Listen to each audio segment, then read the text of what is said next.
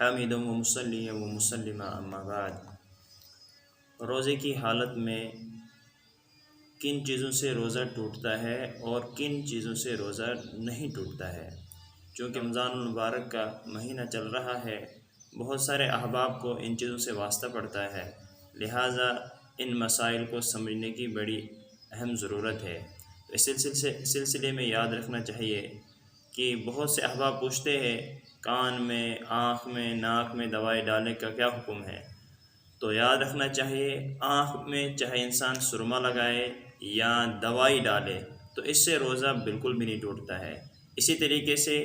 اگر کوئی بندہ خوشبو استعمال کرتا ہے یا تیل لگاتا ہے تو اس سے بھی کوئی فرق نہیں پڑتا ہے۔ اسی طریقے سے کان میں دوائی ڈالنے سے روزہ ٹوٹتا ہے یا نہیں ٹوٹتا ہے، تو اس سلسلے میں بھی یاد رکھنا چاہیے اگر کان کے پردے کا سوراخ نہیں ہوا ہے تو اس صورت میں اگر کان میں دوائی ڈال دی تو اس سے روزہ نہیں ٹوٹتا ہے، لیکن اگر کسی پیشنٹ یا مریض کا کان میں جو پردہ ہوتا ہے اس میں سوراخ ہوا ہو تو وہاں سے جو دوائی اندر چلی جائے گی، چونکہ وہ معدے تک پہنچ جاتی ہے تو اس سے تو روزہ ٹوٹ جاتا ہے۔ اسی طریقے سے ناک کا مسئلہ ہے کہ ناک میں اگر دوائی ڈال دی اور نرم ہڈی سے اوپر چڑھا دی اور گلے سے نیچے اتر گئی تو اس سے روزہ ٹوٹ جاتا ہے، لیکن اگر صرف نرم ہڈی سے نیچے تک ہی اس نے دوائی ڈالی تو اس سے کوئی فرق نہیں پڑتا ہے۔ اسی طریقے سے ایک مسئلہ ہے قے کا مسئلہ کہ قے سے کب روزہ ٹوٹتا ہے اور کب نہیں ٹوٹتا ہے، تو اس سلسلے میں بھی ایک اصولی بات یاد رکھنی چاہیے۔ اگر قے خود بخود آ جائے، یعنی کہیں آدمی چل رہا ہے، سمیل آ گئی یا کچھ آ گئی تو اس سے اس کو قے آ گئی، چاہے یہ منہ بھر کے ہو یا منہ بھر کے نہ ہو، تو کسی صورت میں روزہ نہیں ٹوٹے گا۔ البتہ اگر کوئی بندہ اپنے انگلیوں کو منہ میں ڈال کر یا خود بخود قے کر رہا ہے، اس کے بعد قے آ رہی ہے، تو اب دیکھنا ہے اگر منہ بھر کے ہو تو روزہ ٹوٹ جائے گا، اگر منہ بھر کے نہ ہو تو روزہ نہیں ٹوٹے گا۔ منہ بھر کے آنے کا مطلب ہے کہ اتنی قے آ جائے کہ اس کو کنٹرول نہ کر سکے تو اس صورت میں روزہ ٹوٹ جائے گا۔ البتہ ایک مسئلہ یہاں پہ اچھی طریقے سے ذہن میں رکھنا ہے، اگر کسی بندے کو خود بخود بھی قے آ جائے پھر اس قے کو واپس وہ کر دے، منہ میں نگل لے، تو اس سے اب روزہ ٹوٹ جائے گا۔ اسی طریقے سے ایک مسئلہ بار بار پوچھتے ہیں ساتھی احباب پوچھتے رہتے ہیں کہ اگر ایک بندہ سحری کھا کے سو رہا ہے اور اس کو غسل جنابت کی ضرورت پڑی، یعنی اس کو احتلام ہو گیا، تو اس کے روزے کا کیا حکم ہے؟ تو اس سلسلے میں بھی یاد رکھنا چاہیے جو بندہ سحری کھا کر یا روزے کی حالت میں سو گیا اور پھر اس کو احتلام ہوا، اس سے بھی روزہ بالکل نہیں ٹوٹتا ہے۔ یہاں پر ایک مسئلہ اور ہمیں یاد رکھنا ہے کہ غسل جنابت میں چونکہ کلی کرنا اور ناک میں پانی ڈالنا فرض ہے، بعض احباب کو اس میں بڑے شکوک رہتے ہیں کہ وہ کہتے ہیں کہ چونکہ غسل جنابت میں ناک میں اچھی طریقے سے، منہ میں اچھی طریقے سے پانی ڈالنا فرض ہے، تو وہ ڈرتے رہتے ہیں کہ وہ گرگرا کرتے ہیں یا ناک میں اچھی طرح پانی چڑھاتے۔ تو اس سلسلے میں جو اصولی بات یاد رکھنی ہے وہ یہ کہ غسل جنابت میں اچھی طریقے سے